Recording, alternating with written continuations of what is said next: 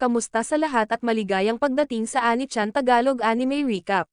Ang kwento ay nagsisimula sa isang mundo na puno ng walang katapusang uri ng buhay na namumuhay kasama ang mga tao, mga ibon, mga hayop, ilang kawili-wiling isda, at maging mga diwata at espiritu.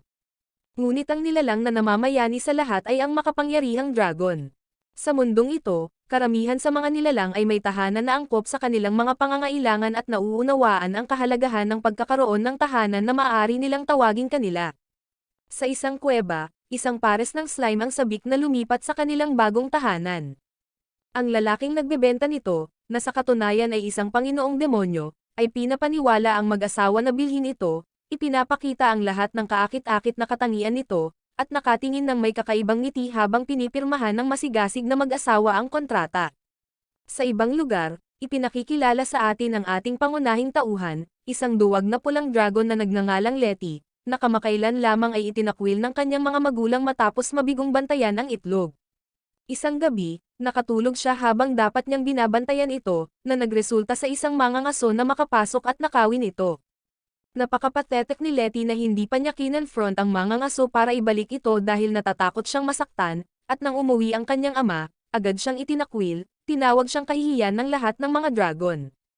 Ngayon, siya ay naiwan upang mag-isa sa unang pagkakataon sa isang mundong puno ng mga misteryo, ngunit hindi tulad ng ibang mga dragon, si Letty ay maamo, mahina, at sa kabuuan ay labis na kulang sa kanyang mga kakayahan.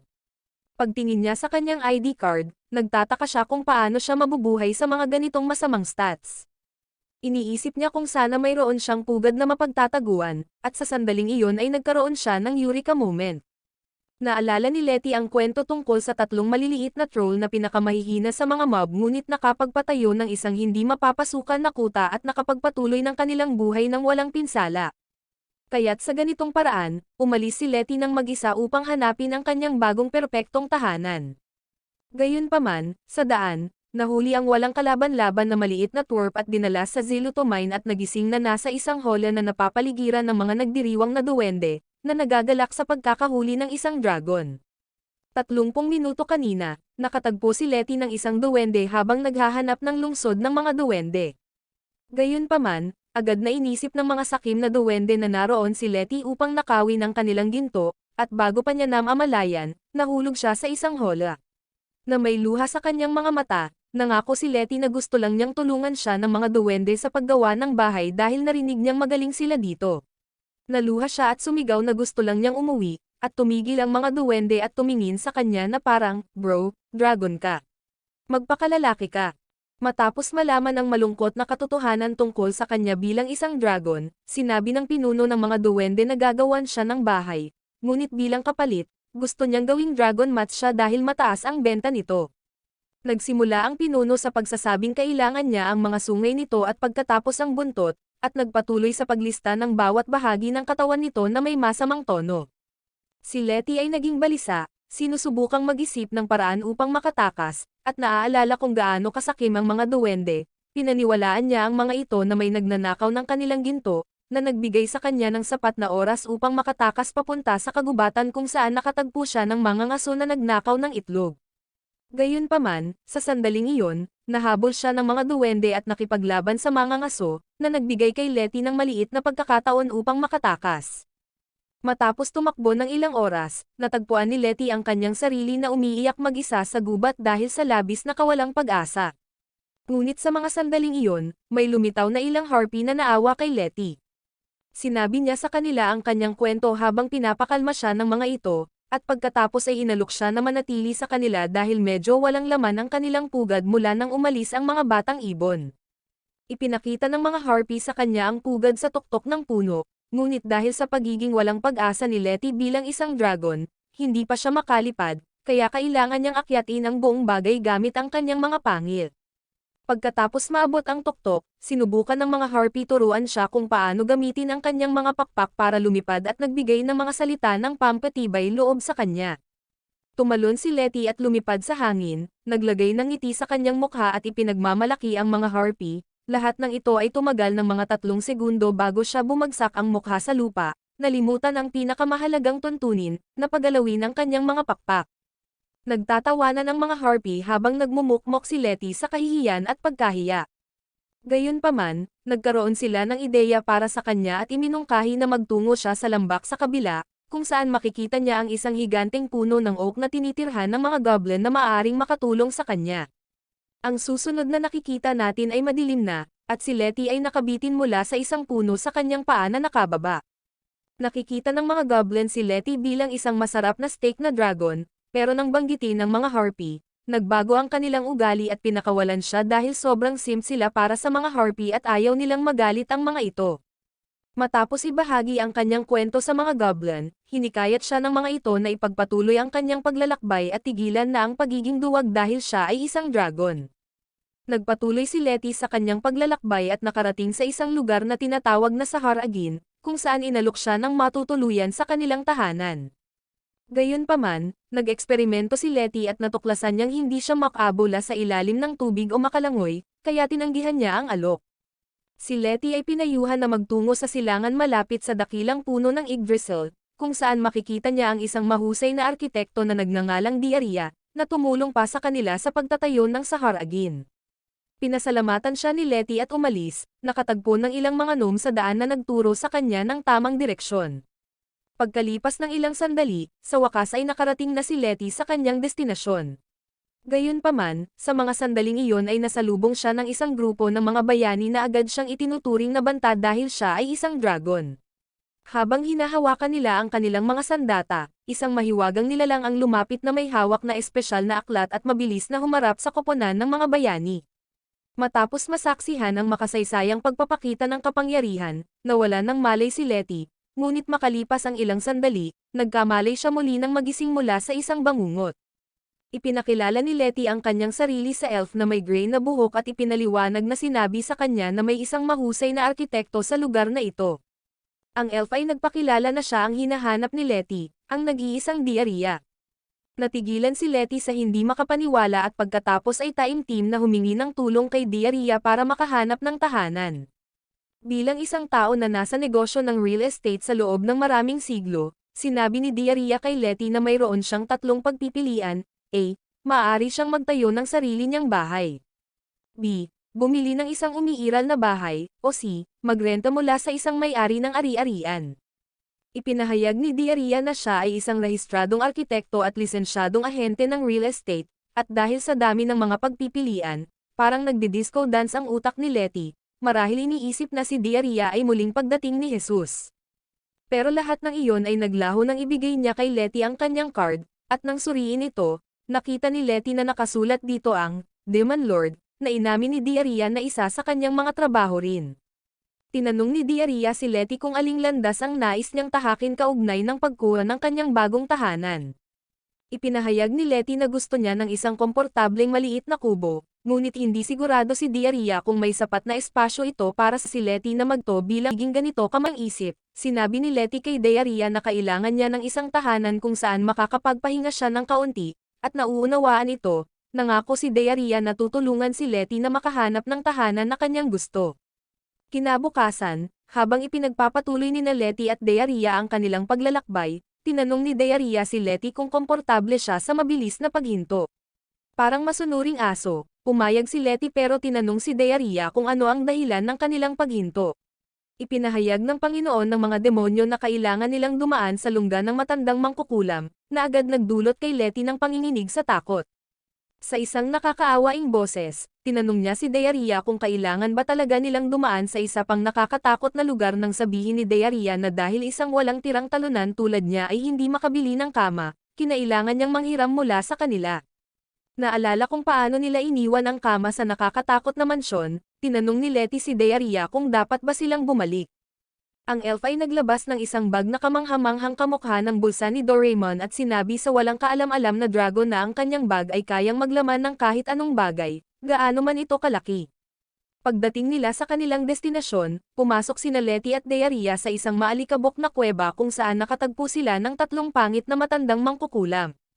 Nagulat si Letty sa kanilang anyo at nalaman mula kay Diarrhea na ang mga matandang ito ay ang Grey Sisters, kilala sa kanilang husay sa paggawa.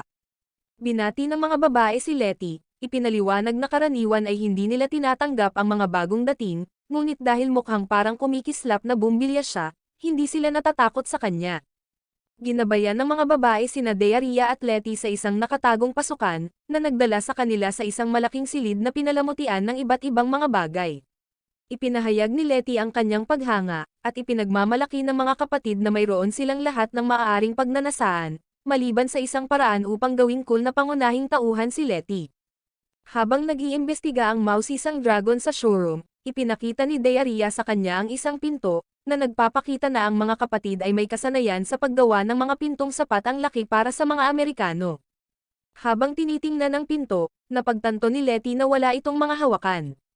Ipinaliwanag ni Diarrhea na ang mga doorknob ay ibinibenta ng hiwalay, at sa pamamagitan ng paggamit ng iba't ibang magic knobs, makakapaglakbay siya sa iba't ibang lokasyon. Excited sa ideya ng paglalakbay ng hindi naglalakad, ipinasok ni Letty ang isang doorknob. Gayunpaman, siya ay nag-aalala nang bumukas ang pinto patungo sa lungsod ng mga duwende, na lahat ay labis na nababahala sa posibilidad na walang dragon soup. Napansin ang takot na ekspresyon ni Letty, inagaw ng mga kapatid ang kanyang atensyon sa isang pintuan na tinatawag na Gate of the Gallant Lady. Habang tinitigan ni Letty ang magandang babae na iginuhit sa pinto, nagsimula ng mag-breakdance ang kanyang puso. Bigla, nagsalita ang magiting na babae sa kanya, na nagulat si Letty. Ipinaliwanag ni Diarrhea na kung gagamitin ni Letty ang mahiwagang salita, tutulungan siya ng magiting na ginang na makapag-teleport kahit saan sa mundo. Gayunpaman, kung matatagalan siya, babasahin niya ang isang nakakahiyahiyang tula na isinulat mismo ni Letty. Dahil si Letty ay sinumpa ng malas, inihayag ng matapang na babae na tapos na ang oras at nagpatuloy siyang magbasa ng malakas ng isang tula na isinulat ni Letty tungkol sa pangangailangan ng isang dragon na kasama niya. Nakita ni Diarrhea na umiiyak si Letty dahil sa labis na kahihiyan, kaya't naawa siya rito at iminungkahi na ilihis nito ang kanyang atensyon sa fireplace. Kaagad, nagsimula si Letty na isipin ang kanyang hinaharap kasama ang fireplace. Gayunpaman, naglalaho ang kanyang mga pangarap nang ipahayag ni Diarrhea na napakabigat ng fireplace, at maliban na lamang kung kakain siya ng 10 Arnold Schwarzenegger sa almusal, wala siyang paraan upang maging sapat ang lakas niya para dalhin ang fireplace sa kanyang bagong tahanan. Dagdag pa sa kanyang kalungkutan, pinaalalahanan siya ng mga kapatid na kailangan niyang magkaroon ng bahay upang masiyahan sa fireplace. Nang makita ni Letty ang kanyang ika-13 dahilan kung bakit, bumagsak siya sa pagkadismaya nang tanungin siya ni Diarrhea kung gusto niyang magtayo ng bagong bahay. Na-excite sa ideya, nag-teleport sina Letty at Diarrhea sa isang burol kung saan madali lang tumalon si Letty kung sakaling maging masyadong mahirap ang buhay para sa kanyang maliit na utak. Habang nag-e-enjoy sa tanawin, ipinahayag ni Letty ang kanyang interes na magtayo ng bahay nang bigla niyang mapagtanto na wala siyang pera. Pinatotohanan ni Diarrhea si Letty, sinasabing dahil wala siyang silbi habang buhay, maaaring tumaas ang halaga ng kanyang mga organ kung siya'y magpapaubaya na lang at mamamatay. Ayaw mamatay ni Letty nang hindi nakakakantot ng ilang dragon, kaya siya'y nagmokmok, na nagudyok kay Diarrhea na magtanong tungkol sa halaga ng pera niya. Kinuha ang kanyang pitaka, ibinigay ito ni Letty sa Demon Lord na nakakita ng isang ngipin sa loob. Masiglang ipinaliwanag ni Letty na kung ilalagay niya ang ngipin sa ilalim ng kanyang unan, papalitan ito ng isang diwata ng pera. Hindi nagpaapekto tulad ng dati, sinabi ni Diarrhea kay Letty na hindi talaga nangyayari ang mga ganitong bagay, katulad ng hindi totoong si Santa Claus. Bago pa makapag-emo si Letty, pinasiguro siya ni Diarrhea na ang kanyang mga problemang pinansyal ay maayos din sa kalaunan, at inilabas ang isang blueprint para sa isang bahay. Kapag ipinaliwanag na ni Diarrhea ang plano kay Letty at nakuha ang kanyang pag-aproba, pumalakpak siya at tinawag ang mga duwende at malalaking berdeng ogre, na nahayag na mga kulang ang sahod na empleyado niya. Sa lahat ng bagay ay nasa ayos na, nagsimula na ang construction. Nakita ang lahat na nagtatrabaho, sinubukan ni Letty na tumulong pero talagang nabigo siya. Dahil dito, nagtataka si Diarrhea kung sino ang umihi sa gin pool ni Letty para maging ganito siya kaawa-awa at palpak. Gayunpaman, bilang isang mapagmalasakit na Panginoon ng mga demonyo, pinatibay ni Diarrhea si Letty na hindi natatapos ang lahat sa isang araw, at pinayuhan siyang magpakatatag.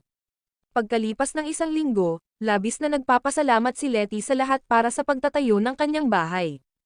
Sinabi ni Diarrhea sa kanya na kailangan nilang maghintay na dumating ang mga bayani, ipinaliwanag ang kanyang plano na patayin ang mga magnanakaw ng oxygen at ibenta ang kanilang kagamitan.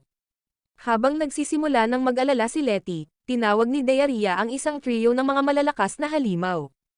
Sa simula'y natatakot, nagulat si Letty nang magpakita ng labis na paghanga ang mga halimaw sa kanya, sabik na makita ang isang tunay na dragon. Sinabi ni Diarrhea kay Letty na ang mga halimaw ay magiging kanyang mga nakatirang bodyguard, kikita sila sa pamamagitan ng pakikipaglaban sa mga bayani, habang ang natitira ay mapupunta sa gastos ng construction. Nais ni Diarrhea ng magandang kapalaran kay Letty, umalis siya, iniiwan si Letty upang tamasahin ang kanyang bagong bahay. Gayunpaman, hindi nagtagal at dumating ang problema sa anyo ng mga bayani na naghahanap ng laban. Bago magsimula ang labanan, nakilala ng isa sa mga bayani si Letty bilang ang dragon na pumatay sa kanyang mga kasama, dahilan upang siya'y umatras. Sa magdamag, lumalaki ang reputasyon ni Letty sa mga nilalang mula sa ibang mundo, na nagsisimulang humingi ng kanyang tulong, tinatawag siyang Flame Dragon Lord. Dahil sa labis na pagkabigla sa kanyang bagong titulo, nagpasya si Letty na umalis patungo sa supermarket, at hindi na muling bumalik. Habang siya ay naghahanda na umalis, nakatagpo siya kay Diarrhea, na nagtatanong kung bakit niya iniiwan ang kanyang bahay. Ibinahagi ni Letty ang kanyang kwento, ipinaliwanag kung paano ang kanyang bahay ay naging pangunahing target ng mga bayani na naghahanap ng mapag-explore at magnakaw. Ipinahayag niya ang kanyang pagnanais para sa kapayapaan at katahimikan. Dahil sa mga problema ni Letty, nangako si Diarrhea na tutulungan siyang makahanap ng perpektong tahanan. Nang matagpuan niya ang sarili sa gitna ng nagyayelong kapatagan ng Alps, nauunawaan ni Letty kung bakit maraming walang tahanan ang nauuwi sa paggamit ng fentanyl. Napansin niya si Diarrhea na nakabalot ng mainit na damit at nagreklamo tungkol sa pakiramdam ng lamig. Ayaw niyang kasuhan siya ni Peta dahil sa panganib sa mga hayop, kaya tinitiyak ng Demon Lord kay Letty na naghanda rin siya ng damit pang taglamig para sa kanya. Kinuha ang kanyang pocket mula kay Doraemon, binigyan ni Diarrhea si Letty ng damit na nagiging malaking bola ng matcha. Pagkatapos magbihis ng maayos, unti-unting nalilinaw ang isip ni Letty. Tinanong niya si Diarrhea kung bakit sila nasa gitna ng isang malaking larangan ng nyebe. Pinapaalala ng Panginoong Demonyo sa kanya ang kanyang hangarin na mamuhay ng tahimik, malayo sa mga bayani at mga ngaso, kaya ano pang mas magandang lugar kundi ang North Pole. Ipinaliwanag pa ni Diarrhea na mura ang presyo ng lupa na makakatipid sa kanyang pitaka. Tumulo ang pawis ni Letty nang mapagtanto niyang medyo autistic ang demonyong Panginoon at mahilig itong gawing labis ang mga bagay-bagay. Sa pagtatapos ng pag-uusap, ipinakita ni Diarrhea kay Letty ang isang low-budget na dokumentaryo tungkol sa buhay ng isang yeti at ang kanilang tirahan. Pagkatapos mapanood ang pelikula, sinabi ni Deary kay Letty na kung gusto niya ng tahanan, kailangan niyang magtrabaho ng mabuti. Nalilito, tinanong ni Letty kung kailangan ba niyang magtrabaho mag-isa. Ipinahayag ng Demon Lord na dahil hindi nangangailangan ng gastos sa construction ng mga iglo, maaari na siyang magsimula ng trabaho mag-isa. Sa tulong ni Diarrhea at sa sipag ni Letty, nagawa nilang makabuo ng isang simpleng iglo para kay Letty. Pagkatapos, binalaan ni Diarrhea si Letty na ang pinakamahirap na bahagi ng pamumuhay sa pag-iisa ay ang kaligtasan. Inutusan niya si Letty na ilabas ang kanyang panloob na Bear Grylls at ibuhos ang lahat sa susunod na 3 araw. Naramdaman ni Letty na parang bumagsak ang kanyang puso nang maramdaman ang simula ng bagong yugto ng pag-unlad ng karakter. Bago pa siya makapagreklamo ng higit pa, ipinakita sa kanya ni Diarrhea ang peace sign at nag-teleport palayo. Nag-iisa at malamig, sinubukan ni Letty na maghanap ng makakain para sa kanyang sarili. Pagkakita sa isang grupo ng mga reindeer, sinubukan ni Letty na ilabas ang kanyang panloob na mandaragit ngunit nauwi siya sa pagiging biktima. Matapos ang maraming walang kwentang pagsubok, nagpasya si Letty na magandang panahon na para magsimula ng diet. Gayunpaman, isa pang problema ang lumitaw nang makita ni Letty na siya ay lubos na naliligaw. Habang nagsisimula ng magugat ang takot, nakakita si Letty ng isang malaking puting yeti sa likuran niya. Natataranta, nagtataka si Letty kung bakit may malaking halimaw sa likuran niya kahit hindi naman siya natrap sa washing machine. Gayunpaman, mabilis niyang napagtanto na walang masamang balak ang halimaw ng aanyayahan nito si Letty sa kanyang iglo. Pagpasok ni Letty, nakita niyang naghahanda ng hapunan si Diarrhea. Gayunpaman, bago makapag-ayos si Letty, napansin niyang inalis na ni Diarrhea ang kanyang shirt, at naghubad na rin ang yeti. Sa gulat ni Letty, nakita niya ang mga duwende at mga bayani, lahat ay ganap na hubad, sa loob ng iglo. Natatakot si Letty na ang kanyang pagkain ay magkakaroon ng maalat na baby gravy ng iba't ibang uri, kaya't nagsimula siyang magpanik. Pagkatapos ay binuksan niya ang kanyang mga mata at napagtanto na lahat iyon ay isang napakalupit na panaginip. Habang ipinagpapatuloy ni Letty ang kanyang paghahanap ng pagkain, nakatagpo siya ng isang naiwang itlog. Nagsimula nang maglaro sa kanyang isipan ang mga ideya ng iba't ibang putahe na maaari niyang likhain gamit ito, ngunit mabilis niyang itinaboy ang ideya. Naaalala kung paano nagsimula ang kanyang malupit na paglalakbay ng nakawin ng isang basang panghugas ang kanyang sariling itlog.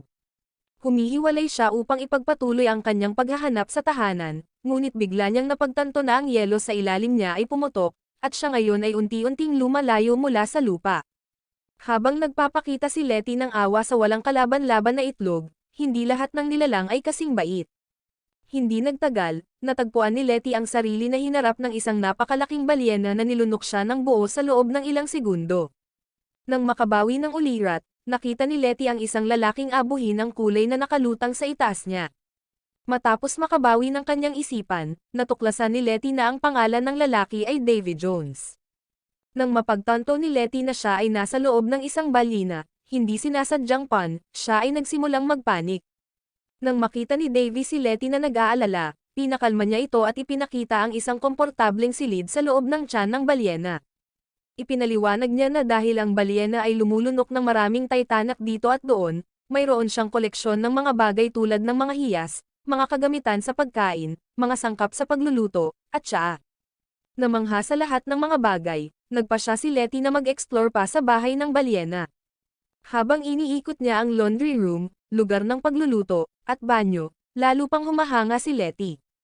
Sa huli, pumayag siyang manatili kay Davy ng ilang sandali, pinahahalagahan ang kaginhawahan at seguridad na ibinibigay sa loob ng tiyan ng balyena. Pagkatapos ng magandang tulog, natagpuan ni Letty si Davy na pinapatalim ang kanyang kutsilyo.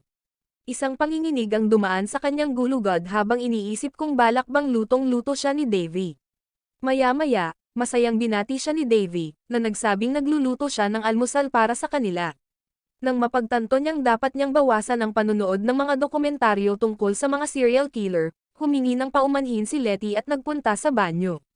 Pagkatapos ng almusal, sinabi ni Letty kay Davy na kailangan niyang umalis, binanggit na may naghihintay sa kanya. Naiintindihan ang pangangailangan, tinulungan ni Davy si Letty na makahanap ng paraan palabas. Agad silang kumilos at inihagis ang isang bar aisles ng spray ng paminta sa ilalim ng mga butas ng ilong ng balyena, na nagdulot ng malakas na pagbahing ng balyena, na nagbigay daan kay Letty na sumakay sa momentum at makatakas mula sa tiyan ng balyena ng walang pinsala. Pagbagsak sa isang lumulutang na piraso ng yelo, nakatagpo si Letty ng isang seal. Sinubukan niyang gamitin ang kanyang mga likas na instinct ng hayop upang manghuli at magpakasawa sa seal, ngunit nabigo siya ng husto nang tingnan siya ng seal gamit ang mga malalaking mata ng tuta na puno ng pakiusap. Habang umiiyak si Letty sa pagkadismaya, nagbago ang seal at naging si Diarrhea, na nagsiwalat na ito ay isang pagsubok upang makita kung siya ay karapat-dapat na makaligtas sa North Pole.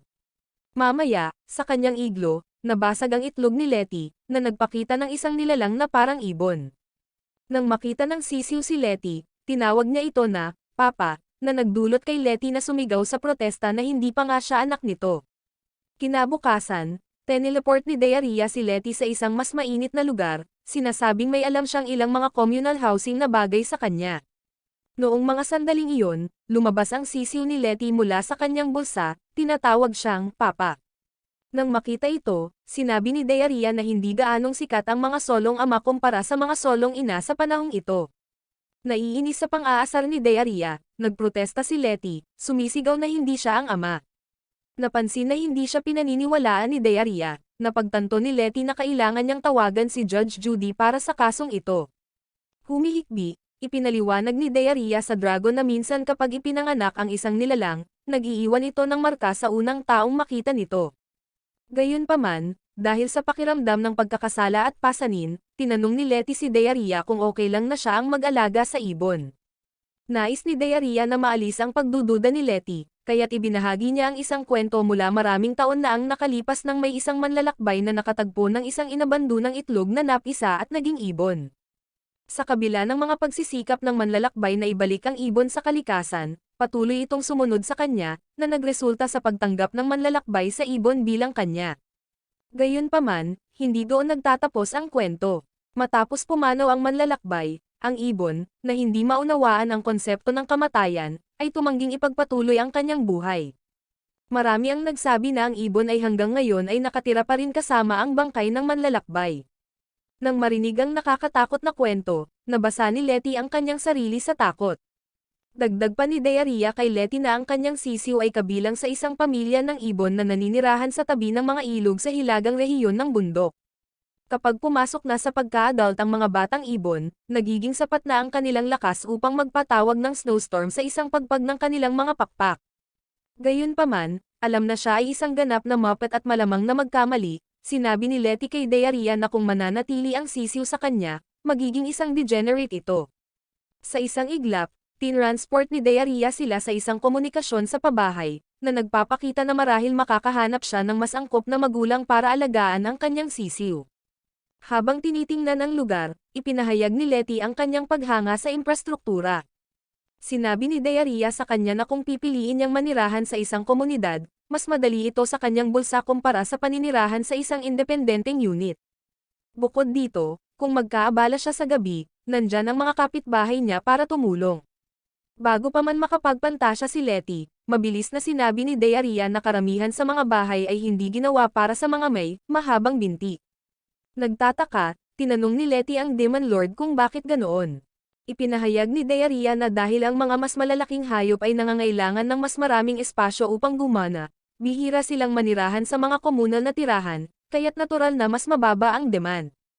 Naputol ang kanilang pag-uusap ng may isang grupo ng mga ligaw na bayani na humahabol sa ilang mga halimaw. Tinanong ni Letty si Diarrhea kung dapat ba silang makialam, ngunit biglang lumitaw ang isang napakalaking ibong halimaw at pinisa ang mga istorbo. Sinabi ni Diarrhea kay Letty na sa ganitong mga lipunan, ang mga may-ari ng lupa ang nag-aalaga sa kanilang mga nangungupahan. Matapos malaman na ang mga mahihina at nangungupahan ay pinoprotektahan ng mga malalakas na may-ari ng lupa, huminahon si Letty at nangako sa sisiw na hahanapan niya ito ng pinakamagandang mga magulang sa mundo, na sa ating kaalaman, ay hindi umiiral. Sa bagong layunin sa isip, sinundan ni Letty si Diarrhea sa isang apartment na pagmamay-ari ng isang pares ng magkadugtong na orthros.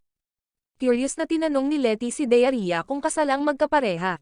Ipinahayag ni Diarrhea na sila pala ay magkapatid na hindi nagtagumpay sa paghahanap ng pag-ibig, kaya nagkunwari silang kasal sa isa't isa. Nang mapagtanto na ito ay isang matinding kaso ng Sweet Home Alabama, nanginginig si Letty sa takot. Pagkatapos, ipinaabot niya sa nilalang na may dalawang ulo ang kanyang pagnanais na magkaroon ng panghabang buhay na tahanan para sa batang sisiw. Ngunit ipinaalam ng orthros sa kanya na hindi sila makakapag-ampon ng sanggol dahil sa mga limitasyon sa ingay. Pinatitibay ang orthros, sinabi ni Letty na dahil bata pa ang sisiw, hindi ito mag-iingay ng labis. Gayunpaman, sa tamang pagkakataon, naglabas ang sisiw ng nakakatakot na sigaw, na nagdulot ng kaguluhan. Matapos mabilis na lumabas ng apartment, nilapitan ni Letty at Diarrhea ang iba't ibang nilalang ngunit lahat ay walang kabuluhan. Habang nagpapahinga sandali, tinanong ni Diarrhea si Letty kung siya na lang ang mag-aalaga sa ibon, pero umiling si Letty, na nagsiwalat na ayaw ng sisiw ng isang taong kasing kawawa at mahina niya. Sumang-ayon si Diarrhea sa kanya pero sinabi kay Letty na lahat ng may masasamang magulang ay nagiging magagaling na komedyante, kaya magiging win-win na sitwasyon ito. Biglang natapos ang kanilang pag-uusap nang dumating ang isang halimaw na oso at ang mga kuting nito. Humingi ng paumanhin si Diarrhea at nilapitan ang oso, iniwan si Letty kasama ang mga kuting. Bumabati ng mainit ang mga kuting kay Letty, sinasabi na lahat ay pinag-uusapan siya at ang kanyang sisiw. Bigla, may lumitaw na pangit na halimaw at humiling na ibigay ni Letty ang sisiw. Pumasok ang mga amang instinct ni Letty, habang sinisikap niyang protektahan ang sisiw at ang mga kuting ng oso. Pagbalik ni Diarrhea at sinabi sa masamang halimaw na ang dragon na kanyang kinakaharap ay kilala bilang Flame Dragon Lord, mabilis na umatras ang halimaw. Mamaya, pinuri ng Panginoon ng mga demonyo si Letty sa pagiging mabuting ama at sa pagprotekta sa mga bata.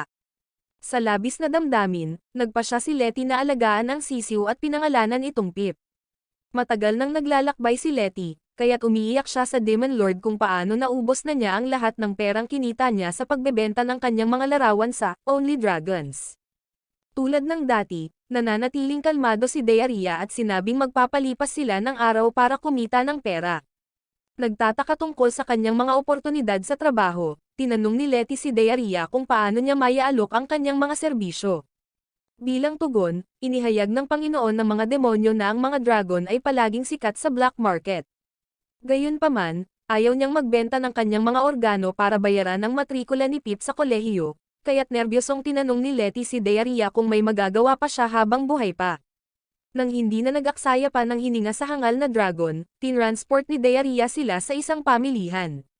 Pagkakita sa pamilihan na puno ng mga tao, instinctively na naghahanap si Letty ng matataguan, ngunit pinasiguro siya ni Daeria na sa lungsod na ito, hindi nagdidiskrimina ang mga tao batay sa lahi o nasyonalidad. Idinagdag pa niya na dahil sa seguridad ng lungsod, iba't ibang mga mangangalakal ang dumarating upang magbenta ng kanilang mga produkto. Ang ilan ay nag-aalok ng kanilang karaniwang mga kagamitan sa depensa at mga potion, habang ang iba naman ay nagbebenta ng ipinagbabawal na mga pipino kung alam mo ang ibig kong sabihin. Walang talino para maging isang kapitalistang boss, sinabi ni Letty kay Daeria na ang pamilihan ay isang kasuklam-suklam na lugar at umalis. Gayunpaman, bago niya magawa iyon, hinila ni Daeria si Letty sa buntot at sinabi sa kanya na ang isang walang kwentang loser tulad niya ay huwag masyadong magreklamo. Takot sa kanyang buhay, sinubukan ni Letty na magprotesta, pinapaalala kay Daeria ang mga kaawa-awang bayani. Itinuturo ang isang hola na puno ng mga bayani, sinabi ni Daeria sa kanya na hindi pinapayagan ng pamilihan ang mga schizophrenic na hindi umiinom ng gamot. Matapos makumbinsi si Letty, dinala siya ni Daeria upang makilala ang isang kwago na nagngangalang Amon para sa isang oportunidad sa trabaho. Gayunpaman, tinanggihan siya ni Amon, sinasabing hindi siya kumukuha ng mga bagong dating na walang liham ng rekomendasyon. Habang papalabas na sila, may sinabi si Pip kay Amon sa wika ng mga ibon, na nagbago ng kanyang isip. Sinabi ni Amon kay Letty na nagbigay ng magandang rekomendasyon si Pip para sa kanya, kaya kailangan na niyang kunin ito. Bilang kanyang unang trabaho, inatasan si Letty na magputol ng mga bloke mula sa mga puno at bato. Nagtataka kung bakit may gustong mga bloke, lumapit si Letty sa all-wise demon lord na nagsiwalat na maraming adventurer ang gustong magtayo ng mga bahay o kagamitan mula sa mga bloke ng materyales. Matapos maunawaan ang lahat, nagsimula ng magtrabaho si Letty at pagkatapos ng isang buong araw ng pagtatrabaho, nakatanggap siya ng isang barya. Parang isang matalinong kapitalista, sinabi ni Amon kay Letty na kung gusto niyang kumita ng mas marami, kailangan niyang magtrabaho ng mas mabilis at mas mahusay. Habang umiiyak si Letty dahil hindi niya maipakain si Pip, naawa si Amon sa kanya at itinalaga si Letty bilang receptionist ng hotel. Gayunpaman, sa kanyang unang araw, halos lahat ng customer ay natatakot kay Letty. Sa huli, bumalik si Letty kay Amon, umiiyak at humihingi ng ibang trabaho. Matapos sabihin ni Amon na siya ay isang sakit sa ulo, si Daeria ay humarap at sinabi kay Letty na dapat siyang maghanap ng trabaho na tanging siya lamang ang makakagawa. Sinundan ng Demon Lord, nagtanong si Letty nang may pag-usisa kung ano ang nasa isip nito. Pagkatapos ay inihayag ni Daeria na maaaring mag-alok si Letty ng mga proxy na serbisyo. Naiintindihan ang gawain, nakipagkita si Letty sa kanyang unang kliyente, si Robert, isang apprentice mage. Bilang isang matinding tagahanga ng Fury, kumikislap ang mga mata ni Robert nang makita ang isang dragon sa harap niya. Matapos kalmahin ang kanyang sabik na, Danger Noodle, inihayag ni Robert ang kanyang layunin. Sinabi niya kay Letty na gusto niyang magpanggap ito na siya ang tumawag sa kanya. Pag pumayag si Letty, tinawagan ni Robert ang kanyang mga kaibigan para ipakita ang kanyang kayabangan. Gayunpaman, nang lumabas si Letty, hindi pa rin nagbago ang kanyang mga kaibigan. Naramdaman ng panganib, sumigaw si Pip ng buong lakas, na nagdulot ng takot sa mga mages. Nalilito sa asal ni Pip, nalaman ni Letty mula kay Daeria na ang kanyang baby bird ay gusto lang talagang tumulong sa kanyang ama. Pagkatapos tumanggap ng pera, inaalagaan ni Letty ang kanyang susunod na kliyente habang inaalagaan ni Daeria si Pip. Dumating noon ang isang babaeng walang ama na nagngangalang Lilith at nilapitan ang Panginoon ng mga demonyo sa kanyang pagtatangkang, please, siya. Sinabi niya kay Daeria na nang marinig niya ang tungkol sa kakaibang magka-partner na elf at dragon, alam niyang siya iyon. Bilang isang alpha male, cool na inihayag ni Daeria na nagha-house hunting siya kasama ang kanyang kaibigang dragon. Ito ay nagpapalakas ng pagnanasa ni Lilith para sa puting sarsa ni Daeria, habang naaalala niya ang isang lumang alaala noong una siyang naging Panginoon ng mga demonyo. Sa katunayan, si Daeria ay napili bilang isang demon lord sa pamamagitan ng isang lottery machine. Gayunpaman, dahil wala siyang interes na mamuno sa mga pangit na halimaw, sinubukan ni Dearia na tanggihan ang titulo. Ito ay ikinagulat ni Lilith, na dati ay isang batang manghuhula. Sa pagkamausisa, tinanong niya si Dearia kung ano ang gusto nito at nalaman na ang elf ay interesado lamang sa pagbabasa ng mga ensiklopedya tungkol sa mga hangal na hayop. Habang umiikot si Dearia upang umalis, sapilitang siyang dinala ng Dark Lord Agency sa tower ng Demon Lord para sa kanyang inaugurasyon. Gayunpaman, sa halip na umupo ng tahimik, tumakas si Dearia, na nagdulot kay Godfrey, ang Grand Chamberlain, at ang kanyang mga tauhan na hanapin siya sa buong palasyo. Tuwing sinusubukan nilang abutin si Dearia, hindi sinasadyang na-activate ng elf ang isang anti-intruder spell, na nagdudulot ng matinding pagdurusa kay Godfrey at sa kanyang mga tauhan. Sa huli, pinayagan siya ng ahensya na umalis. Sa kasalukuyan, napagtanto ni Lilith na aabutin pa ng isa pang 100 taon bago mag-commit si Dearia sa kanya kaya't nagdesisyon siyang umalis. Samantala, kumikita si Letty para sa araw at papunta na siyang maghugas nang may isang lalaki na lumapit sa kanya. Hiningi niya kay Letty na tulungan siyang dalhin ang ilang bagay sa isang kubo sa labas ng bayan. Walang kaalam-alam sa panganib ng mga estranghero, pumayag si Letty at nakarating sa madilim na bahagi ng bayan kung saan siya nahuli.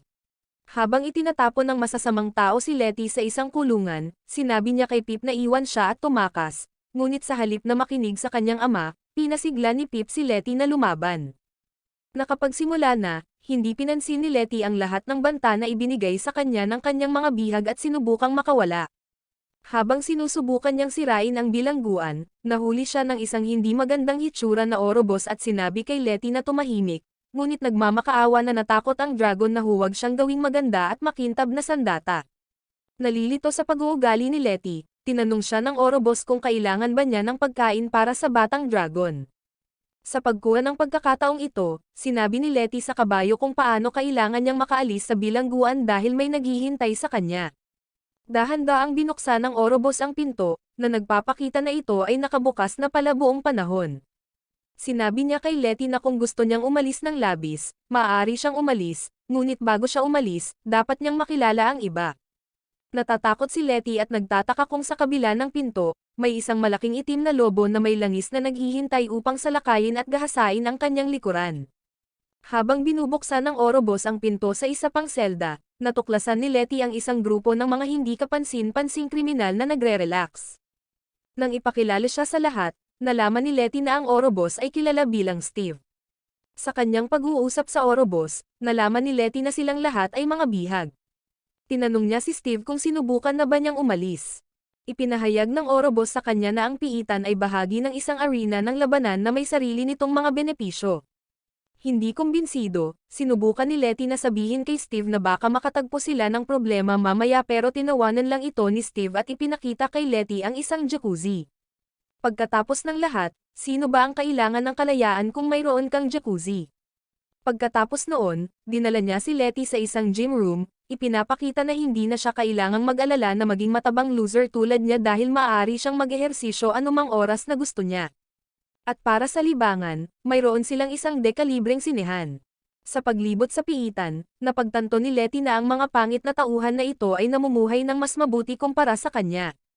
Pinalayas ang mga negatibong pag-iisip, pinaalalahanan ni Letty ang kanyang sarili na ang anime ay pinangalanan pa rin sa kanya. Ang tunog ng kampana ay nakakuha ng atensyon ng lahat habang inuutusan ng isang bantay si Letty na maghanda para sa kanyang laban sa mga undead na kalansay. Bago pa man makapagtanong si Letty kay Steve, dinala siya sa isang arena kung saan masiglang binati ng isang tagapagbalita ang mga manunood, at inihayag na sa palabas ngayon, haharapin ng hukbo ng mga patay ang isang dragon. Habang lumalabas si Letty sa arena, hinahabol siya ng mga kapatid na kalansay. Pagliko upang tumakbo sa kabilang panig, aksidenteng natamaan ni Letty ang mga kalansay gamit ang kanyang buntot, na tinalo silang lahat. Pagbalik sa piitan, natagpuan ni Letty ang mga kapatid na buto na buhay at maayos. Napansin ang nagulat na mukha ni Letty, sinabi ni Steve sa kanya na ang kanilang mga palabas ay scripted, at inamin na binabase nila ang kanilang mga laban sa mga odds ng pustahan upang matiyak na malaki ang kita ng bahay. Nagtapos ang kanilang pag-uusap nang umalis si Steve, pinapaalalahanan siya na ang mga tao at mga halimaw ay maaaring magkasama. Pagkatapos, dumating si Letty at nakita niyang walang laman ang kuna ni Pip, na nagdulot sa kanya ng labis na pag-aalala. Sa kanyang ligaya, dinala ng isang bantay si Letty kay Pip, at inihayag na nang siya ay nasa arena, nag-order siya ng yelo para kay Pip. Sa sandaling iyon, naaalala ni Letty ang mga salita ni Steve. Nang matagpuan si Pip, sinubukan ni Letty na makatulog nang magmuni-muni siya kung ano ang ginagawa ni Diarrhea nang wala siya. Sa palengke, tinatamasa ni Diarrhea ang kanyang buhay ng buong buo. Sumali siya sa isang patimpalak ng pag-inom at tinalo ang lahat. Pagkalipas ng 10 araw, naiinis si Letty nang hindi dumating si Diarrhea para iligtas siya. Bigla, dumating ang mga tagapagbilanggo at ipinaalam sa mga halimaw na namatay na ang Margrave at ang kanyang panganay na anak ay nais nang patayin ang lahat. Bago pa man magalit si Letty, naghanda na ng plano ang mga halimaw para makatakas. Habang dumarating ang mga anghel ng kamatayan upang patayin sila, matagumpay nilang sinira ang kanilang mga plano. Gayunpaman, sa sandaling handa na sanang tumakas ng grupo ni Letty, natagpuan nila ang kanilang mga sarili na napapaligiran ng isang grupo ng mga sundalo. Bago pa nila mapahamak si Letty o ang mga halimaw, dumating si Diarrhea at pinatulog sila gamit ang isang spell. Pagdating sa isang ligtas na lugar, nagpasya si Steve at ang iba pang mga halimaw na maging isang traveling circus habang ipinagpatuloy ni Letty ang kanyang paglalakbay kasama si Diarrhea. Sa kanilang paglalakbay, napapahikbi si Letty at sinabi kay Diarrhea na kamakailan ay hindi siya nakakakuha ng sapat na tulog. Nakita ni Diarrhea na nanginginig sa pagod ang dragon, kaya't hiniling niya kay Letty na magpahinga. Sa ganoon, kinuha ni Letty ang isang unan at naglakbay sa isang lupain kung saan siya ay kasama ng isang babaeng Panginoong demonyo na may malalaking balak. Samantala, napansin ni Pip ang isang ibon na lumilipad sa kalangitan at tinanong si Diarrhea kung maaari siyang maglaro.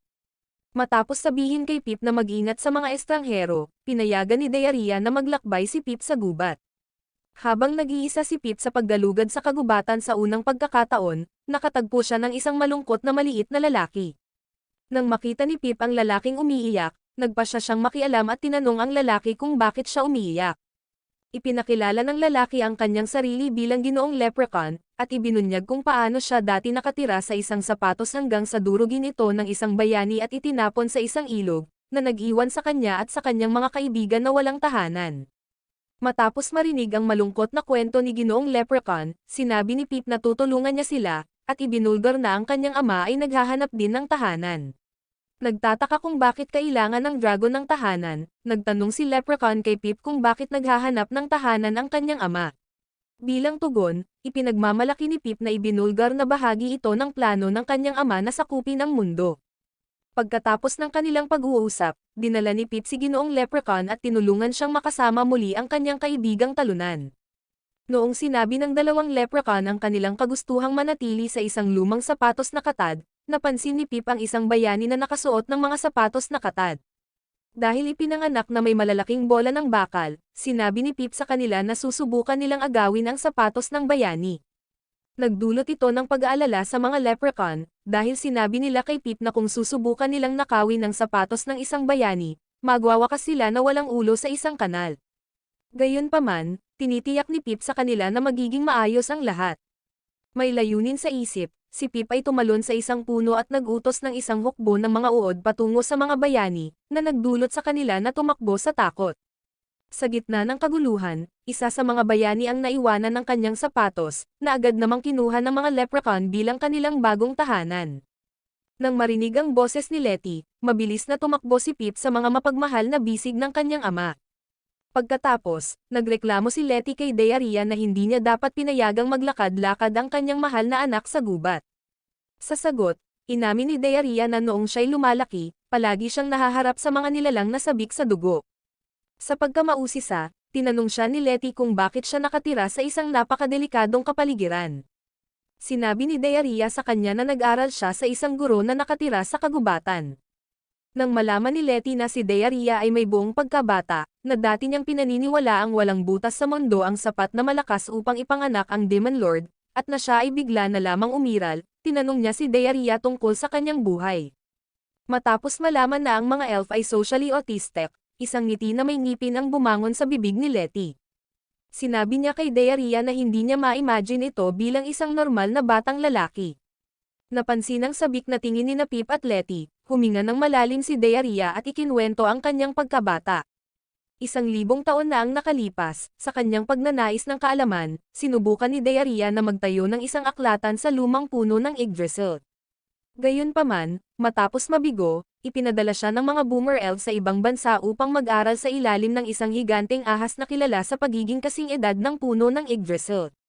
Matapos ang isang nakakapagod na paglalakbay, sinalubong siya ng ahas na si Jormungandr, na naging kanyang guro sa mga susunod na taon. Gayunpaman, palaging nahaharap si Deyaria sa problema ng pagkasira ng kanyang bahay ng di inaasahang ahas. Dahil dito, nagkaroon si Deyaria ng interes sa pagtatayo ng mga bahay. Sa tulong ng mga materyales mula sa mga kapatid na Gracie, nagawa ni Deyaria na makabuo ng isang perpektong bahay matapos ang ilang mga nabigong pagtatangka. Pagkatapos iwanan ang mapag-alaga ng kanyang guro, si Deyaria ay naging panginoon ng mga demonyo at nakatagpo ng isang itim na dragon na may negatibong IQ na nagngangalang Varney. Nagulat si Deyaria nang makita ang makapangyarihang itim na dragon na nanginginig na parang isang socially awkward na tao, kaya't sinabi niya kay Varney na mag-relax, na lalong nagpalala ng kanyang pagkabahala. Matapos magpakalma, pinagmamasdan ni Varney ang elf at nagtataka kung ang lalaking parang bitin ay talagang ang Demon Lord. Samantala, sinubukan ni Deyaria na tumakas sa pamamagitan ng pagsasabi kay Varney na hindi siya ang Panginoon ng mga demonyo, ngunit tumanggi si Varney na sumuko at sinabi kay Deyaria na desperado siyang nangangailangan ng tulong. Habang pinagmamasdan ni Deyaria ang hitsura ni Varney, napagtanto niya na siya ang parehong itim na dragon na may gantimpala ang mga bayani. Matapos magmayabang tungkol sa kanyang sariling mga kakayahan, nakiusap si Varney kay Deyaria na tulungan siyang makahanap ng ari-arian, ngunit iminungkahi ng Demon Lord na isaalang-alang niyang makipag-usap sa isang ahente ng real estate, hindi tulad niya. Ito'y nagalit kay Varney, na nagngangalit kay Deyaria at inakusahan siya ng bastos na pagwawalang bahala sa kanya sa kabila ng kanyang magalang na paglapit. Hindi nababahala si Deyaria sa pagtatangkang takutin siya ni Varney, sinabihan niya ito na hindi ganito ang tamang paraan para humingi ng tulong. Pagkatapos ay binago ni Varney ang kanyang diskarte at gamulong sa lupa, humihingi ng tulong. Nakita ni Deyaria na ang isang makapangyarihang nilalang tulad niya ay nahihiya sa kanyang uri, nagkaroon siya ng second-hand embarrassment nang biglang lumitaw si Jormungandr mula sa wala. Pinipilit niyang tulungan ni Deyaria si Varney, sinasabi na naglakbay siya mula sa malayo upang partikular na humingi ng kanyang tulong. At upang mapalalim ang kwento, nag-aatubiling pumayag si Deyaria na tulungan si Varney. Pagdating sa Curse Fortress, na kilala rin bilang Hero Guild Fortress, tinanong ni Deyaria kung bakit kailangan ni Varney ng ari-arian doon. Ipinahayag ni Varney na dahil hindi siya makapagbuo ng bahay mula sa kanyang likuran tulad ng isang tunay na panginoon ng demonyo, kailangan nilang agawin ang ari-arian ng isang kaawa-awang tao. Hindi natuwa si Deyaria sa ideya, kaya't humarap siya upang umalis nang sabihin ni Varney na ipapaalam niya sa kanilang guro ang pagtanggi nito na tumulong. Sa huli, nag-atubili si Deyaria na sumunod sa plano ni Varney at pumasok sa guild sa estilo ng FBI. Habang ang mga tao ay nagmamadaling tumakas, inihayag ni Varney na siya man ay isang tuso, mayroon siyang mga prinsipyo.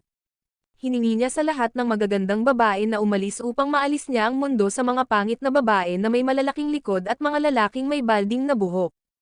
Pagkatapos ng kanyang pahayag, pinakawalan ni Varney ang kanyang mga apoy, sinusunog ang mga hindi kaakit-akit na individual na naruroon sa kanyang harapan. Gayunpaman, determinado na iligtas ang kanilang reputasyon, sinubukan ng mga bayani na lumaban. Pumasok si Deyaria at ginamit ang kanyang mahika upang ma-disarm sila, na nagudyok kay Varney na sumigaw para sa kanya. Ipinagmamalaki niyang ibinulgar sa lahat na siya ang malaking masamang panginoon ng mga demonyo. Ito ay nagdudulot ng takot sa lahat ng mga bayani, dahil ang demonyong Panginoon ay naging alamat na lamang ng nakaraan. Matapos asikasuhin ang mga nakakainis na tao, humarap si Deyaria upang umalis. Sinabi niya kay Varney na dahil gagawin niyang tahanan ang kuta, tapos na ang kanyang trabaho. Ngunit sa puntong iyon, masiglang inihayag ni Varney na gusto niyang tingnan ang isang ari-arian sa tabing dagat. Naiinis kay Varney at sa kanyang walang tigil na kawalang galang, sinabi ni Deyaria na kinamumuhian niya ang mga nilalang tulad niya, ngunit sumagot si Varney, sinabihan si Deyaria na itigil ang pag-aaway at magpatingin sa kanyang therapist na may asul na buhok. Pagkatapos magtalo na parang mag-asawa, sinabi ni Deyaria kay Varney na dapat na lang silang magtayo ng bahay na paborobling sa mga dragon. Nakapaniwala sa ideya, nagtanong si Varney nang may pag-usisa kung ano ang nasa isip nito. Ipinahayag ng demonyong Panginoon na kukuha siya ng ilang materyales mula sa kanyang mga kaibigan at pagkatapos ay papatalinin siya rito upang makita kung kaya nitong tiisin ang kanyang bigat.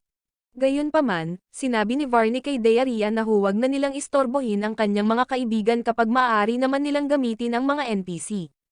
Matapos magsalita ng sapat, sina Varney at Diarrhea ay naglakbay sa isang pakikipagsapalaran, sinisira ang maraming kuta upang subukan kung kaya nilang tiisin ang lakas ng isang dragon. Matapos magsagawa ng masusing pananaliksik, inihayag ni Diarrhea na imposibleng makatira ang isang dragon sa isang lugar na itinayo para sa mga tao. Sa pagtatapos, iminungkahi ni Diarrhea kay Varney na bayaran nila ang mga duwende upang magtayo ng isang malaking mansyon para sa kanya. Gayunpaman, pinaalalahanan siya ni Varney na may kaunting aberya sa kanyang plano, dahil kilala ang mga duwende na kinamumuhian ang mga dragon. Naputol ang kanilang pag-uusap nang biglang umatake si Varney sa isa pang kuta ng walang dahilan. Gayunpaman, sa pagkakataong ito, tumanggi si Diarrhea na tulungan siya, na nagalit kay Varney, habang sinubukan niyang salitaan ang Demon Lord. Sumagot si Diarrhea at tinawag siyang isang walang tahanan na talunan.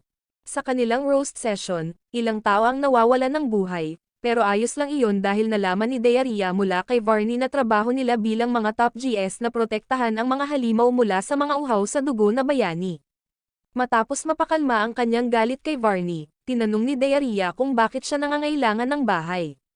Ipinahayag ng dragon na siya'y tumatanda na at hindi pa siya nakakakilala ng babaeng dragon. Kung sana'y mayroon siyang sariling bahay, masaya na sana siyang nakatayo kasama ang kanyang sariling pamilya. Nang mapagtanto ni Diarrhea na gusto ni Varney na tulungan niya ang mga mahihina sa kanya sa lakas, tumawa siya at nangako sa dragon na gagawin niya ang kanyang makakaya. Nakapagpahinga si Varney sa balitang ito, at lumipad siya palayo, umaasang makakahanap ng tahanan upang magpahinga. Sa kasalukuyan, natagpuan ni Diarrhea sina Pip at Letty na pagod at sinabi sa kanila na magbibigay siya ng recap ng isa pang 100 taon ng kanyang buhay sa isa pang video. Sa malas ni Diarrhea, natagpuan ni Hunter Huey ang kanyang bakas at ginawa itong misyon sa kanyang buhay na hulihin siya. Naalala niya kung paano ilang buwan na ang nakalipas, natapos niya lang ang isang trabaho na kinabibilangan ng pagnanakaw ng itlog ng dragon at nagkampo siya sa labas ng Zarata Mines nang unang makatagpo siya ng pulang dragon. Nakita ni Huey ang dragon na kumikilos na parang ganap na soy boy, kaya't napagpasyahan niyang ito ay isang bagong uri ng pulang dragon. Dahil hindi makalaban o makalipad si Letty, masayang sinabi ni Huey kay Albert, ang kanyang kasama sa krimen, na kukunin nila ang balat nito sa susunod na makita nila siya. Pagkatapos noon, inialay ng dalawang mangangaso ang kanilang buhay sa paghahanap kay Letty. Dumating sila sa templo ng pagbagsak na may pag-asang mahuli si Letty ngunit natuklasan nilang umalis na ang dragon. Naiinis si Albert dito at sinabi kay Huey na dapat na lang nilang nakawin ang templo, pero pinaaalalahanan siya ni Huey na sila ay mga salot na may mga prinsipyo. Maaari lamang silang magnakaw kapag kinakailangan ito ng isang trabaho. Nang makita ang mga bakas ng paa patungo sa gubat ng mga patay, natatakot si Huey ngunit pinapakalma siya ni Albert na ang lahat ng kwento tungkol sa multo sa gubat ay kasing pekeng ng pag-ibig ng isang Instagram influencer para sa isang lalaking nasa katanghaliang gulang na may yate. Gayunpaman, ang pag-iisip na pumasok sa isang patay na gubat ay hindi maganda para sa mga ngaso kaya't nakahanap sila ng ibang ruta na nagdala sa kanila sa bahay sa burol. Habang pinagmamasdan ang bahay, nagtataka si Huey kung talagang may dragon na namumuhay sa ganitong makisig na paraan. Ito ay ikinagalit ni Albert, na sinabihan si Huey na huwag gumawa ng mga rasistang stereotype. Pinapaalalahanan niya ito na ang mga kapatid na Gracie ang nagbigay sa kanila ng mapa, sinasabi na makikita nila ang dragon gamit ito. Habang naghahanda si Huey para sa pagsalakay, naaalala niya ang kanyang mga prinsipyo. Sinabi niya kay Albert na dalawa lang ang maaari niyang salakayin, ang kanyang ina at isang lungga. Pagkatapos marinig ang nakakasirang biro tungkol sa kanyang ina, nagpasya si Albert na magpahinga at tinanong si Huey kung gusto nitong sumama. Habang nagpapahinga sila, nakita nila ang mga bayani na madaling pumasok sa bahay. Naakit, sumilip ang mga mangangaso at nasaksihan ng mga bayani na inaatake ng mga halimaw. Ipinahayag ng mga halimaw na ang kanilang boss, ang Panginoon ng Apoy na Dragon, ay kasalukuyang abala sa kanyang plano ng pananakop sa mundo. Pagkatapos marinig ang kwento ng lakas ng pulang dragon, nagmadali sina Huey at Albert patungo sa pinakamalapit na guild.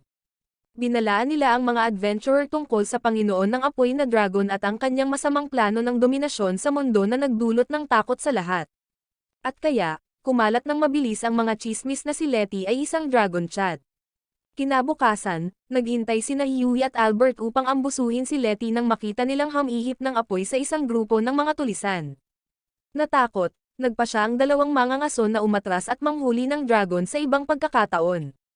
Sa katotohanan, ang mahika ng Panginoon ng mga demonyo ang nagluto sa mga bandido. Matapos mapatay ang kanilang mga kaaway, sinuri ni Letty at Dearia ang kanilang mga kalakal nang makatagpo sila ng isang nakatali na batang babaeng tao sa isa sa mga kahon.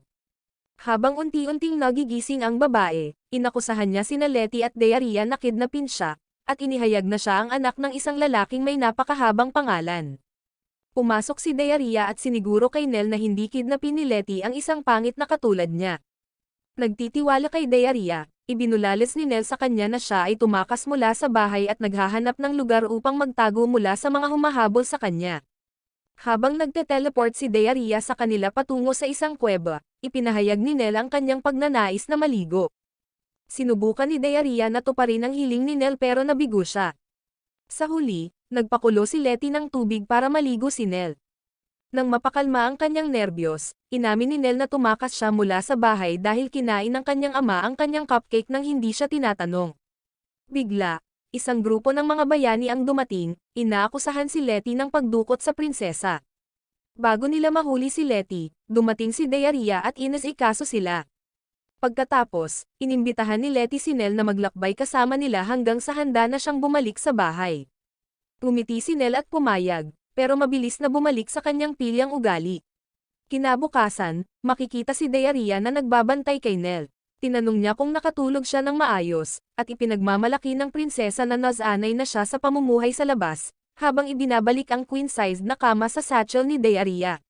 Binago ang paksa. Tinanong siya ni Nell kung bakit nagiging masungit si Letty ngunit pagkatapos ay inisip na ito ay dahil kailangan ni Letty maglatag ng mga itlog. Nang marinig ito, sumigaw si Letty kay Nell, pinapaalalahanan siya na lalaki siya. Pumasok si Dearia at sinabi sa prinsesa na kinakabahan si Letty dahil tinanong siya kung aling ari-arian ang nais niyang bisitahin sunod. Bago makapagpaliwanag si Nell sa malaking butiki, dumating ang isang djinn na nagngangalang Nazim. Ipinahayag niya na siya ay isang tagapayo sa buwis sa Non-Human Internal Revenue Service at dumating siya upang magtanong tungkol sa hindi nabayarang buwis sa kita ni Letty. Ipinaliwanag pa niya na dahil umalis na si Letty sa bahay ng kanyang mga magulang, obligado na siyang magbayad ng buwis. Ang paksa ng buwis ay nakakalito kay Letty, dahil ang tanging naaalala niya ay ang pag-aaral tungkol sa mitochondria bilang powerhouse ng isang selula sa paaralan. Bamantong hininga si Nazim at nagpa siyang tulungan si Letty at dinala siya para mag-file ng buwis. Pagkatapos ibigay sa kanya ang form, sinabi ni Nazim kay Letty na kailangan niyang isulat ang tungkol sa kanyang mga trabaho. Sa panahong ito, nakita ni Nell ang kanyang status card at pinagtawanan si Letty dahil sa pagiging napaka-pathetic na dragon. Pagbalik ni Nazim na may hawak na form, sinabi niya kay Letty na siya ay kwalipikado na mag-apply para sa child allowance. Matapos pag-usapan ang lahat, humarap si Letty upang umalis ng pag-usapan ni Dearia at Nazim ang iba't ibang uri ng buwis na kailangang bayaran ni Letty. Sa sandaling iyon, napagtanto ni Letty na naririnig niya ang pagsasalita ni Dearia at Nazim pero hindi niya maintindihan ang kahit isang bagay na sinabi nila sa nakaraang minuto. Pagkagising mula sa kanyang mini-coma, ipinaalam ni Nell kay Letty na siya at si Pip ay pumili na ng isang ari-arian para sa kanya na e-tour. Sumali si Dearia sa kanilang pag-uusap at ibinulgar na ang ari-arian ay matatagpuan sa Royal City. Nang mapagtanto nilang tuluyan na silang napahamak, nagmamadali sina Nell at Letty na dumaan sa mga imburnal. Pagdating nila sa ilalim ng lupa na piitan, napagtanto ni Nell na ito ang parehong piitan na ginagamit para sa pagsasanay ng mga bayani. Nagulat si Letty dito, pero mabilis na nakakuha ng ideya si Dearia. Ipinaliwanag niya na dahil kilala ang mga halimaw na manirahan sa mga piitan, nagpa siya ang hari na magtayo ng isang pasilidad para sa pagsasanay ng mga bayani gamit ang mga totoong halimaw. Sa pagtatapos, sinabi ni Dearia kay Letty na kung pipiliin niyang manirahan sa dungeons na ito, magiging isang pampublikong lingkod siya, ngunit napagtanto ni Letty sa kanyang sarili na hindi siya mabubuhay ng matagal upang makakita ng isa pang araw kung mananatili siya dito. Habang masiglang naglalakad sina Nell at Pip upang galugarin ang piitan, nag-aalangan namang sumunod si Letty. Matapos hindi matagpuan ang kabaong ng ginto sa gitna ng pasilyo, napagtanto ni Nell na lahat ng alam niya tungkol sa mga piitan ay peke. Sa kabila ng kaalaman na ang kanyang buhay ay isang kasinungalingan, nagpasya siyang magpatuloy. Sa daan, nakatagpo ang grupo ng maraming halimaw hanggang sa makarating sila sa harap ng boss area. Gayunpaman, nang hindi mabuksan ni Letty ang pinto, sinabi ni Diarrhea na kakailanganin nila ang mga kinakailangang bagay upang makapagpatuloy. Nang marinig ito, naramdaman ni Letty na ang piitan ay mukhang sobrang pamilyar. Sinabi ni Diarrhea sa kanya na ang piitan ay nilikha ng lalaking gumawa ng templo ng pagbagsak. Hindi naiintriga sa impormasyon, natagpuan ni Letty, Nell, at Pip ang susi upang buksan ang pinto, ngunit bigla na lang bumababa ang kisame sa kanila. Sa sandaling ito, natagpuan ni Pip ang isang nakatagong pinto na nagdadala sa grupo sa Royal Castle, na labis na ikinainis ni Nell. Naniniwala ang mga kabalyero na si Letty, na kilala na ngayon bilang Flame Dragon Lord, ay hostage ang prinsesa, kaya't pinalibutan siya ng mga kabalyero, handang hulihin siya. Samantala, pinipilit ni Letty na alamin kung bakit siya nasa ganitong sitwasyon. Mabilis na tinulungan siya ni Diarrhea na balikan ang mga pangyayari, at nalaman na pagkatapos niyang pumasok sa kastilyo, nakatagpo siya ng isang grupo ng mga bayani na inalagaan niya gamit ang kanyang mahika. Gayunpaman, inisip ng mga tao na ang Flame Dragon ay sinusubukang agawin ang kastilyo, na nagdulot ng kanilang kasalukuyang sitwasyon. Habang nagtataka si Letty kung mas lalala pa ang sitwasyon, inihayag ni Diarrhea na naniniwala ang hari na dinukot niya si Nell. Nang marinig ito, hiniling ni Letty kay Nell na linawin ang hindi pagkakaintindihan ngunit pinatigil siya ng brat sa pamamagitan ng pagsasabing hindi siya makikipag-usap sa kanyang ama hanggang hindi ito humihingi ng tawad sa kanya dahil sa pagkain ng kanyang cupcake. Napabuntong hininga siya at humarap kay Diarrhea, at sinabi niyang i-teleport na lang sila palabas, pero sinabi ng Demon Lord na hindi nila magagawa iyon dahil ang kastilyo ay may panggagambala laban sa teleportation magic. Bilang tanging may utak, inihayag ni Diarrhea na magtatayo sila ng sarili nilang linya ng depensa. Pinapadala niya si Pip upang alisin ang mga gwardya sa pamamagitan ng kanyang nakamamatay na sigaw habang siniselyuhan nila ang lahat ng panlabas na pintuan. Sa lahat ng mahahalagang access points na nasa kanilang kontrol, nagsimula ng magdiwang sina Nell at Pip. Samantala, inihayag ni Diarrhea na ang susunod na yugto ng kanilang plano ay ang pagkuha ng mga hakbang laban dito. Gayunpaman, bago makasama ni Nell si Diarrhea, sinabi ni Letty na manatili siya sa likod, pinaalalahanan siya na laban nila ang kanyang ama sa huli. Naiinis, inihayag ni Nell na babaligtarin niya ang sitwasyon at bibigyan ng isyu ang kanyang ama at anak na babae. Ito ay magiging isang pagpupugay sa lahat ng mga babaeng may asol na buhok na may mga isyu sa kanilang ama. Sinabi pa ng prinsesa kay Letty na hindi niya mapapatawad ang sarili niya kung iiwan niya ang kanyang mga kaibigan sa oras ng pangangailangan. Bilang paggalang sa desisyon ni Nell, sumama si Letty kay Diarrhea habang naghahanda silang umatake. Tinawag ni Diarrhea ang mga duwende, na tumulong sa kanila sa paghahagis ng mga bato sa mga pangunahin ng Royal Army. Nakita ang labanan na pabor sa kanila, tiwala si Nell na malapit ng utusan ng kanyang ama ang hukbo na umatras. Gayunpaman, habang ang araw ay nagiging gabi, si Nell at Letty ay napapagod habang hinihintay ang pag-urong ng hukbo. Sa wakas, si Nell ay bumigay at isinumpa si Diarrhea dahil pinayagan nitong makauwi ang mga duwende. Pinagtanggol ni Diarrhea ang kanyang mga aksyon, binibigyang diin ang kanyang pangako na tretuhin ang kanyang mga empleyado ng may respeto. Naghahanap ng bagong estratehiya, nagpasya si Diarrhea na gamitin ang portcullis upang mahuli ang mga sundalo.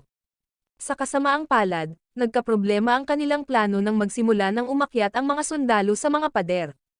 Walang paraan upang makalabas, humiling ang hari sa Flame Dragon, na ibalik ang kanyang anak na babae nang walang pinsala. Ang pagdapo ng mga luha ni Nell ay nagbigay diin kay Letty na panahon na para magkasundo ang ama at anak. Sa tulong ni Diarrhea, niloko ni Letty ang hari papunta sa isang silid kung saan natagpuan niya si Nell at niyakap siya. Samantala, sinabi ni Letty kay Diarrhea kung paano niya sa wakas naisip na pinalayas siya ng kanyang ama para sa kanyang ikabubuti. Ito ay nagbigay ng ngiti kay Diarrhea na puno ng pagmamalaki. Matapos makipagkasundo sa kanyang anak na babae, kinilala ng hari si Letty bilang tunay na biktima sa sitwasyon at humingi siya ng tawad dito. Tinanong niya si Letty kung gusto nito ng lugar sa piitan ngunit nag-atubiling sinabi ni Letty na mas gusto niyang maghanap ng ibang lugar pagkatapos ng lahat ng kaguluhan. Naiintindihan ang bigat ng sitwasyon, inaalok ng hari si Letty ng kaunting alikabok ng diwata, na nagbibigay sa kanya ng kakayahang lumipad. Samantala, ibinibigay ni Nell kay Letty ang isang piraso ng fairy stone, habang ang kalahati ay itinago niya para sa sarili niya. Ipinaliwanag niya na ang koneksyong ito ay palaging magbubuklod sa kanila. Matapos magpaalam sa kanyang mga bagong kaibigan, umalis si Letty patungo sa kalangitan. Habang siya ay lumilipad, bumabalik sa kanyang alaala ang mga sandali, na naaalala ang unang pagkakataon na naranasan niyang makita ang mundo mula sa itaas nang siya ay nakaupo sa ulo ng kanyang ama. Sa mga tala ng kasaysayan, ang pangyayaring ito ay maaalala bilang sandali nang mahulog si Letty sa kagandahan ng prinsesa, na nagbigay daan sa kanyang pangakong hindi kailanman sasaktan ang lungsod na tahanan ng kanyang prinsesa. Maraming salamat sa panonood, sana nag-enjoy ka sa anime na ito. Mag-subscribe at pindutin ang notification bell upang updated ka lagi sa mga bagong video na may upload namin, at para makatutok sa higit pang Tagalog anime recap, magkita tayo sa susunod.